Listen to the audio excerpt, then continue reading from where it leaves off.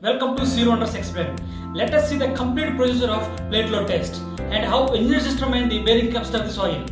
First, a test pit is excavated at the required foundation level. The bottom surface is cleaned and leveled properly.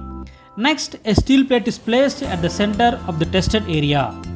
A hydraulic jack is installed above the plate and a reaction beam arrangement is provided. Dial gauges are then fixed around the plate to measure the settlement accurately. After the dial gauges are set, an excavator or other any heavy equipment are positioned exactly above the test setup to prevent the reaction load.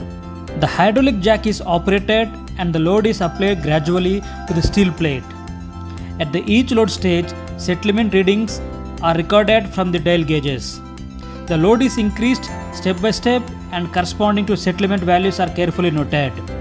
This process continues until the required test load is achieved. Using this load and settlement readings, engineers prepare a load settlement curve and determine the safe bearing capacity of the soil. These results helps engineers to design a safe foundation and prevent future settlement problems. That's why the plate load test is one of the most important soil tests before construction begins.